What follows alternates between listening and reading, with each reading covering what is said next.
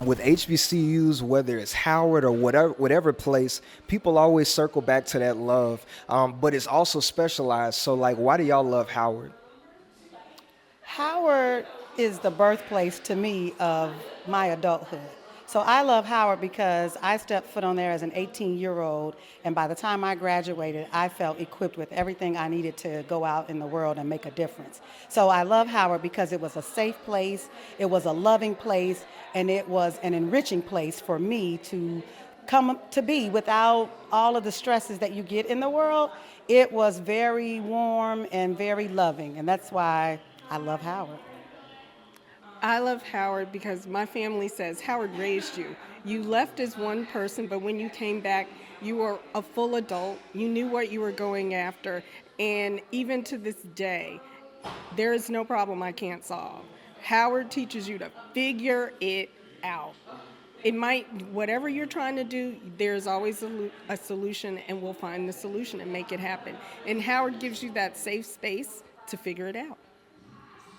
And I love Howard. I'm originally from California. We don't have any HBCUs on the West Coast, so I knew I wanted to attend an HBCU, and I always said that Howard was the best choice for me. And we had a lot of great people that poured into our lives during our time at Howard, and one in particular that a lot of people know, she just retired this year, is Miss Dudley, and she's one of the reasons why I went to work in a newspaper in Philadelphia, Philadelphia Inquirer Daily News, after graduating from Howard. So I would just say I love Howard just for that whole experience and those who poured into our lives.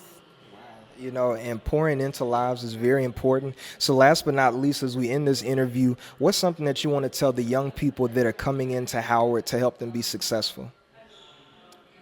I would definitely say have a balance. That was one thing that I learned during my time at Howard. I knew that I was going there, to receive my degree, but I got involved in different organizations on campus. The Hilltop, you probably will learn about that. The choir. I was a student ambassador, so I would definitely say to have a balance. I would say take advantage of all the people who come to campus. It's like the who's who that comes to campus. Think about it. Right now, we have Stacey Abrams who's teaching a class. We have Ta-Nehisi Coates. If you have anyone in the African American community that you want to hear about, you're going to hear about it at Howard, and they might just show up on campus. And I'm just saying, we have a vice president of the United States who went to where? Howard Howard University.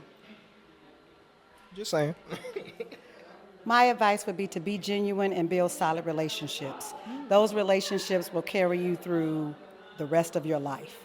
So the friendships, the connections, the relationships that I built at Howard are still just as strong today as they were when we were younger. And so there's nobody I can call. I had a friend tell me, "Do you know everyone?"